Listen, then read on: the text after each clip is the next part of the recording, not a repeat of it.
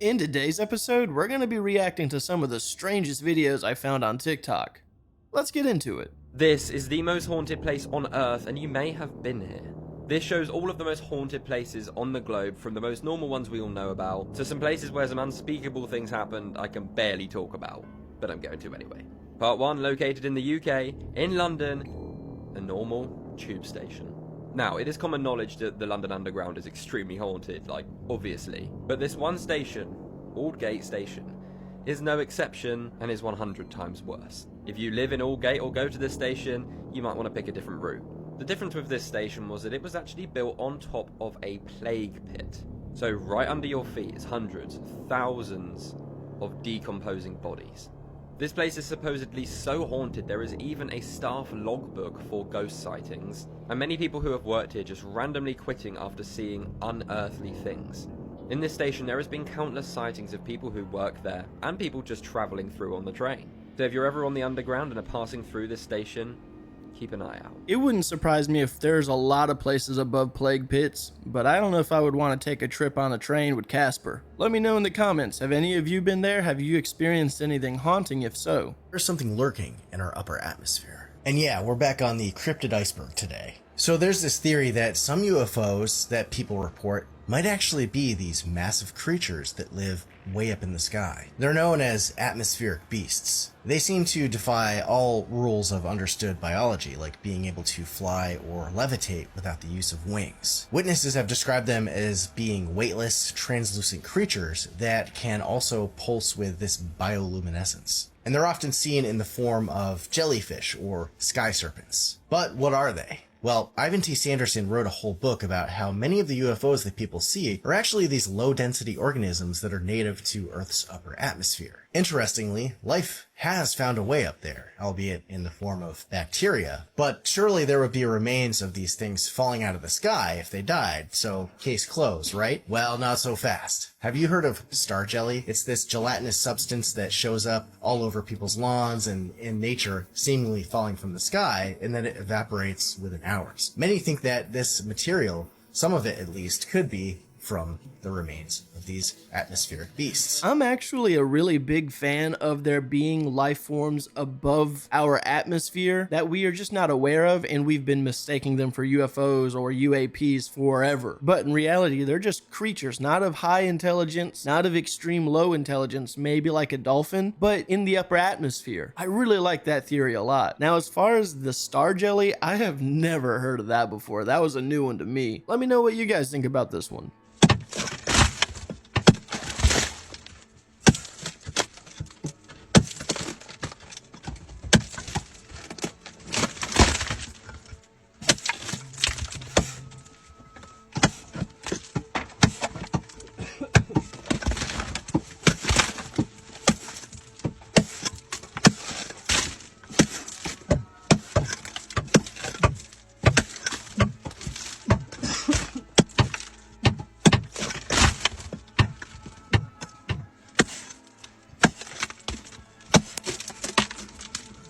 I have to give credit where credit is due. That is some scary, intense work right there. As a coal miner, I cannot give you enough credit for that kind of work. That is extremely dangerous looking and scary. Like, that could collapse on you at any minute.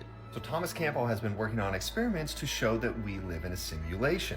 If you don't know who Thomas Campbell is, you should. You know how the CIA has declassified documents about remote viewing and astral projection? Well, the reason why the CIA was looking into that is because of this man, Robert Monroe. Robert Monroe had incredible natural abilities to leave his body, to see things he shouldn't have seen. Long story short, Bob Monroe wanted to make sure that number one, he wasn't crazy, and number two, that his experiences were replicable by a scientific process. One of the genius scientists he hired is Thomas Campbell. And his whole experience working with Robert Monroe is dictated here in this book called My Big Toe, which is probably one of the greatest books ever written about the connection between science, physics, metaphysics, spirituality. So here's the thing, Thomas Campbell has experienced that we live in a holographic reality because he achieved similar states that Robert Monroe was able to, but now he's trying to prove it through experiments. Search this title if you want to read the article. Basically, he wrote this paper in 2017, devising how we would test simulation theory. It's 22 pages long, but let me give you the key concepts. And if you're not following along right now, you need to be, so follow, because we've been doing an entire series on the fact that we might be in a simulated reality. First and foremost, they lay out the premise in the abstract. If reality is a simulation with limited computational resources, then observable phenomena might act like it would in a video game, where content is only generated or rendered when there is a conscious observer, i.e. player. I just want to note, conscious observer doesn't mean human beings, and it doesn't mean visibly looking with your eyes. Now they lay out there's two views that you have to integrate when it comes to quantum physics and reality, digital reality. One, that the universe itself is a computer. Two, that reality is virtual, but it is distinct from the system that is operating the simulation. The focus of the paper was the second view. In the paper, they explore what causes the collapse of a wave function, like the very famous, very controversial experiment, the double slit experiment, where photons were expected to have a clumping pattern, but they showed an interference pattern, and then when they set up an observing device to see why, it did a clumping pattern. They state that particle-wave duality could be sign of a simulation, because in simulation theory, it suggests that that collapse of a function happens when information is rendered because there is a conscious observer, which aligns with the constraints of computational resources. Again, conscious observer does not mean just human, and it doesn't mean looking with your eyes. The paper states that then the universe would optimize computational complexity by only rendering reality when it's observed, just like a video game. If a player is not in a certain area, the video game does not render that area. They state that this viewpoint resolves phenomena like wave-particle duality, quantum entanglement, and the violations of locality in Bell's theorem, because it would acknowledge that concepts like distance and locality are all constructs within the simulation. So Campbell suggests that you can make changes to famous experiments like the double slit experiment that would really shine a light on whether we're living in a simulation. Here's how Campbell proposes that you can perform the double slit experiment again. You can detect the data without notifying the observer. He believes that by removing the observer from the experiment, the actual recorded information never existed in the first place. This would show that the universe around them doesn't exist, much like a video game. In his thinking, that the universe is exclusively participatory. One reason why I think this paper is so fascinating is Thomas Campbell has a very unique perspective. As I mentioned, through his work with Robert Monroe and exploring the various levels of consciousness, he has at some degrees experienced that we live in a holographic universe. Because he's a scientist, he also has the perspective of how we could elicit experiments, set them up, execute them to prove whether or not we live in a simulation. If you haven't, you got to get his book, My Big Toe. It's freaking amazing. Now, anyone that's been watching this show for a while knows that I personally do not necessarily believe that we live in a simulation, as far as one that's a world within a world that's outside of this world. Like, I do not believe we're in a computer simulation that one day we might be able to break the matrix and be the one. You know, I really don't believe in the simulation theory like that. Now, with our brains being as complex as they are, I could see us living in a world that might not be as it seems. So let's take the video game examples that they used in reference here and apply it to the same reference of real life. Just because it works the same as a video game would not make it necessarily a simulation. It's just how our world works. What if when we are not perceiving things, they simply just don't exist? And that's not because we live in a simulation, it's just because that's how reality works. And we create simulations that work like reality, if that makes any sense. This is something that I could ramble on about quite a bit. Let me know in the comments how you feel about this one. So there's this physicist, his name is Miguel Alcubierre, and he conceived the calculations for a theoretical ship that could travel faster than the speed of light. That a human being could sit inside of? Right, yes. It's a theoretical thing, but he's apparently figured out the equations to make it successful. Okay. This is where it gets tripped, because physics say you can't travel faster than the speed of light, but this ship, it stays still. In the universe, the cosmos travels past it. It doesn't move, and the cosmos move around it. It creates its own space-time bubble, doesn't defy the laws of physics. So it would be like a gravitational wave-making machine that compresses the ocean of space-time in front of it and expands that ocean in its weight. So it's just basically just like sitting still, and the cosmos are just going. With this equation, they said that you can travel 6 trillion miles in the blink of an eye, because the cosmos, the universe, galaxies are moving that fast. 6 trillion miles. Are we sure he did any math on this, or he just used his imagination and said... Neil deGrasse Tyson was talking about, so it has to be somewhat legit. The science and theories behind this is crazy. but I kinda like it. I don't know if it will ever be possible, but the idea behind it is really neat. It's basically like a time machine. Very interesting stuff. Hey, if you haven't done so already and you're enjoying the show, go ahead and give it a like. And if you're new to the channel, subscribe. For everyone that's watching and or subscribed, thank you so much for watching, and thank you for being subscribed. I would also like to give a special shout out to all of my current active members that you see on the screen right now. So thank you for being an active member on my account. I really appreciate it, and I cannot thank you enough. So thank you so much. And for anyone that is interested into further supporting my channel, it is 99 cents a month. And what all is included with that is emojis of my face that you can use in the comments of my videos or when I live stream. And when I upload a video, it normally goes under a scheduled process where it comes out at 9 a.m. in the morning. But as a member, when I upload a video, it no longer goes through that scheduled process for you. It's just available immediately for you to watch. So if any of that sounds of interest to you, I cannot thank you enough for supporting my channel in that way. So thank you so much. A new study shows that gray hair may actually be reversible, which is good news for some people, certainly not me, or I don't know, maybe some of my friends, but not useful for me in the near future. Anyway, we'll keep moving. It is actually a fascinating study because what they discovered is that stem cells were getting stuck, specifically melanin producing stem cells. They were getting stuck in intracellular compartments and not able to provide the melanin that you need to add color to your hair, which I found to be fascinating. And also interesting that if they restored the mobility of the cells, that could allow for the continuation of pigment production, thus eliminating gray hair, which, that's okay. Look, I think gray hair looks good on some men. It looks very distinguished. Again, I'm not sure what man or what men, but just some people. So in a study published in the Journal of Nature from the New York University's Grossman School of Medicine, which I opened up over here, called "Dedifferentiation Maintains Melanocyte Stem Cells in a Dynamic Niche." And this is what we're going to be talking a lot about today. Melanocyte stem cells, the ones that make melanin.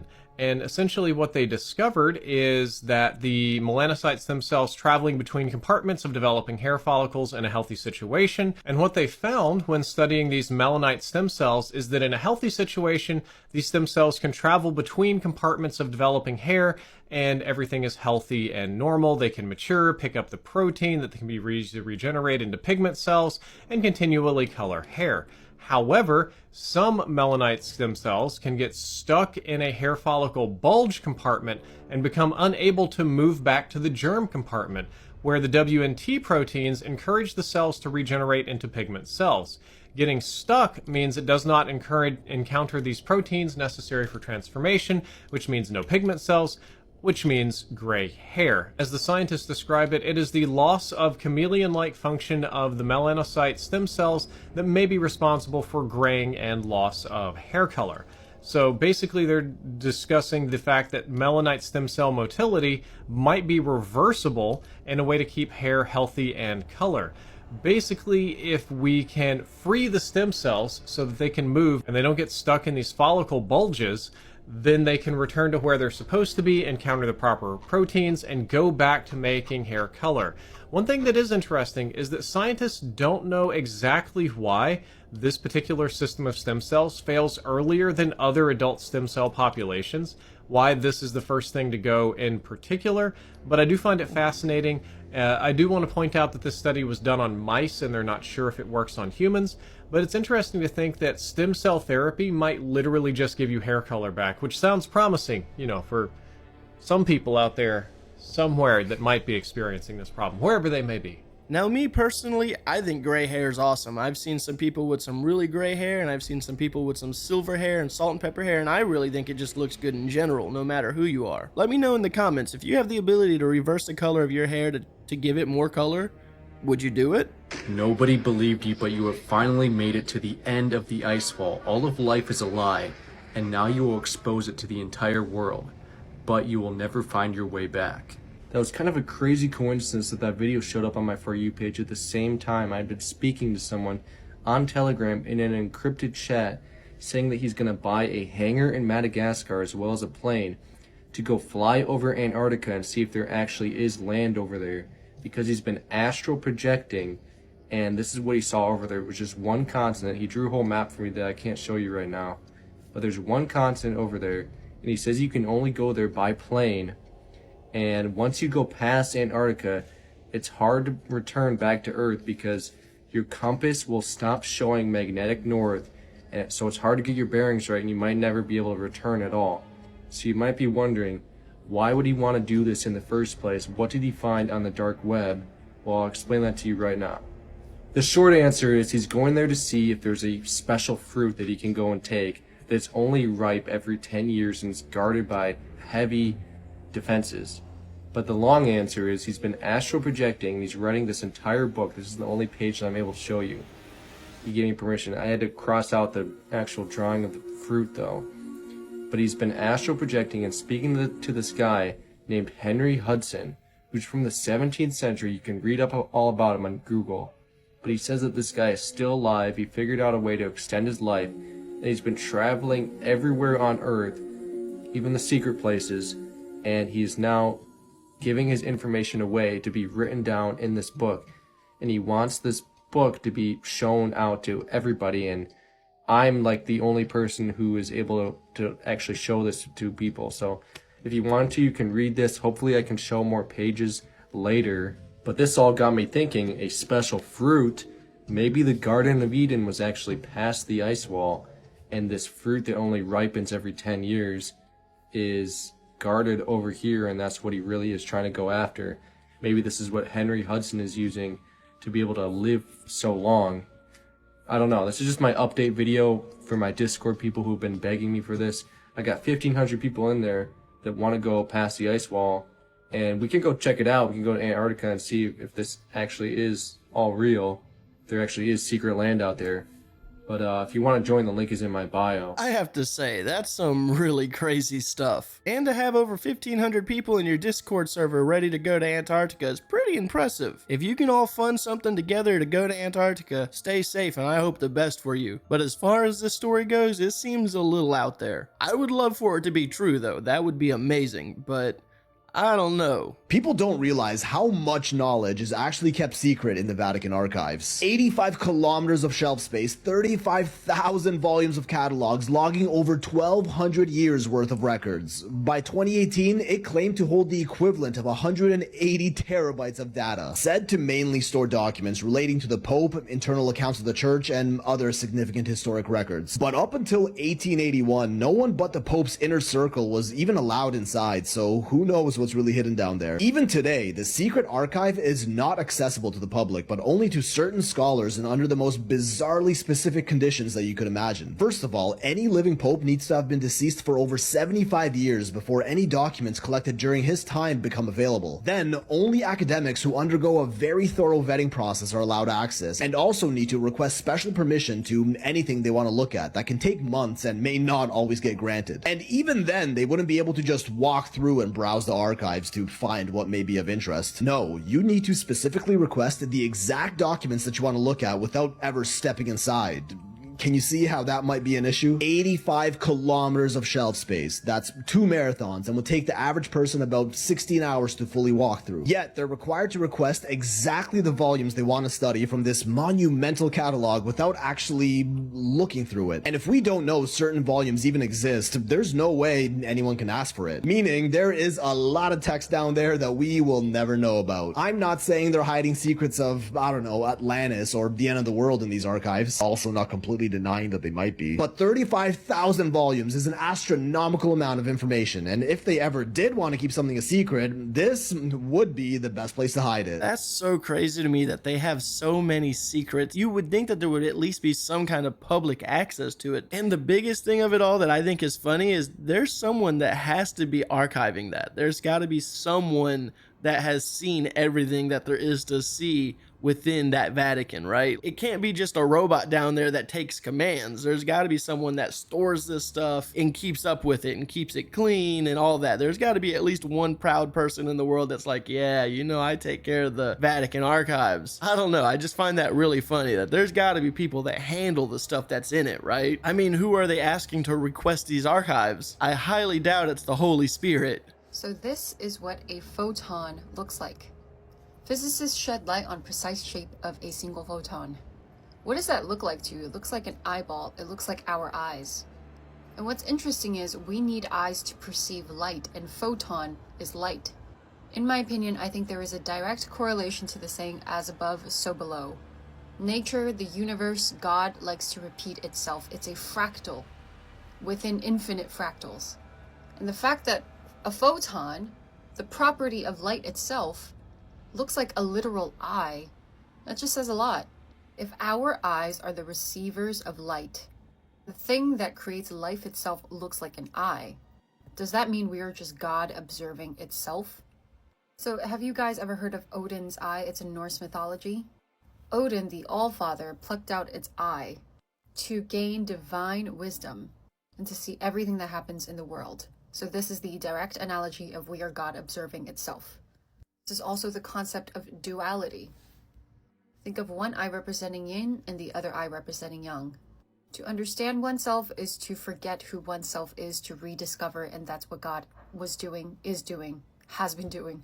Think about it. If you were an all-knowing entity that has existed for an infinite amount of times, that gets a little bit repetitive and boring. Imagine being infinite, infinitely.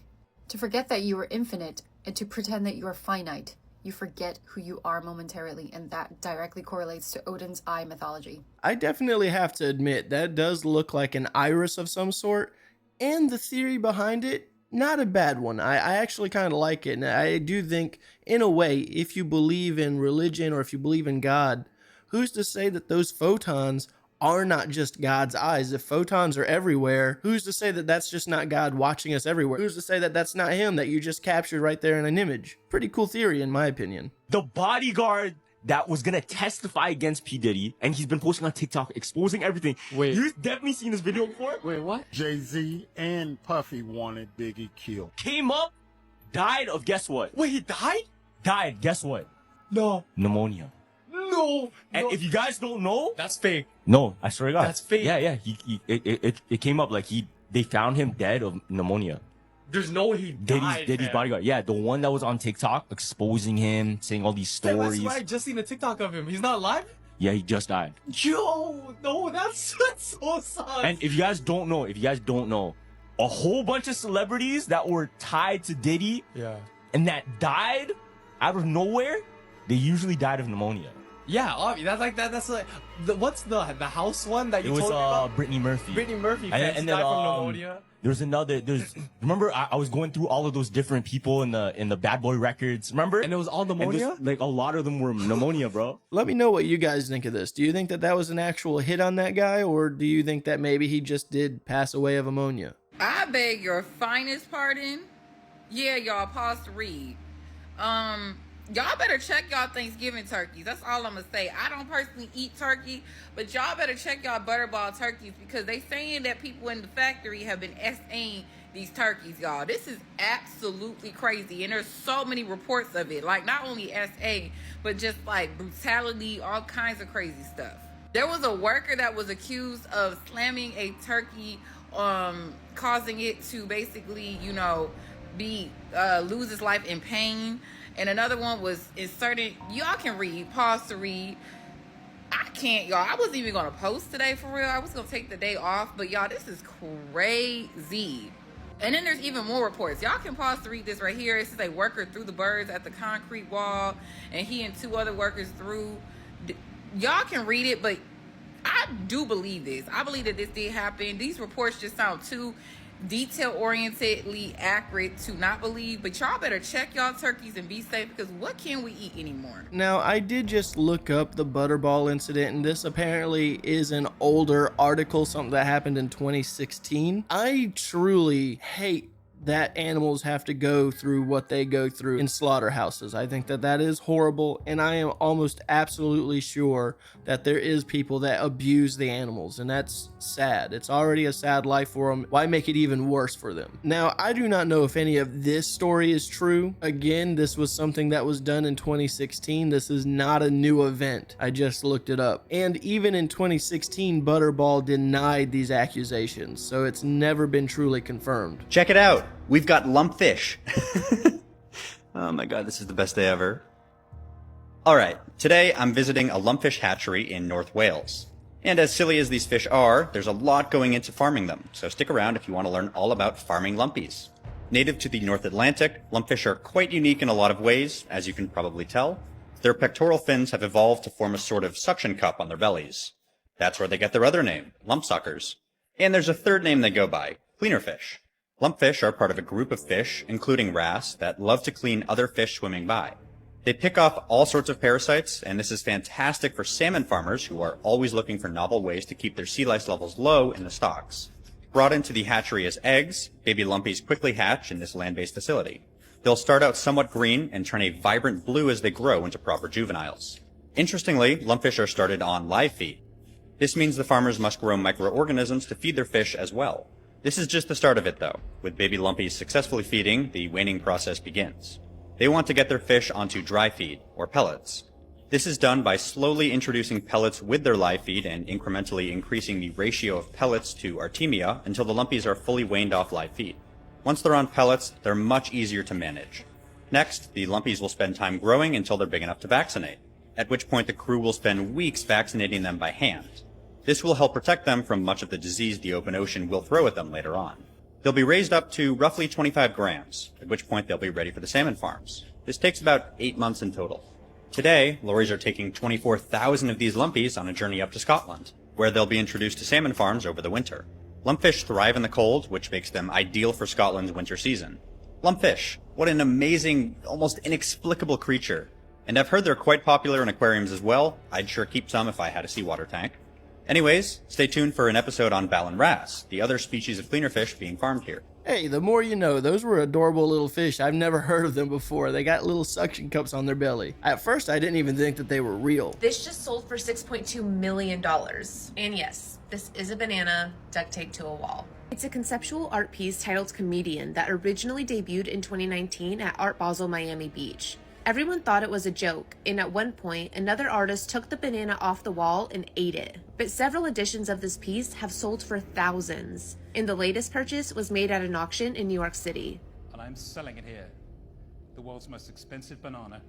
Bidding started at $800,000 and shot up to $2 million within minutes. The final hammer price was $5.2 million, plus the extra million in auction house fees. It was bought by Tron cryptocurrency founder Justin Sun, who said the banana bridges the worlds of art, memes, and the cryptocurrency community.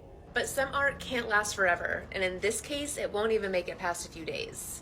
I will personally eat the banana as part of this unique artistic experience, Sun said, honoring its place in both art history and popular culture. Man, we're going towards a whole new generation of people blowing money. I see the meme out of it, and I guess if you're rich and you have the money to spend, who else is gonna spend it?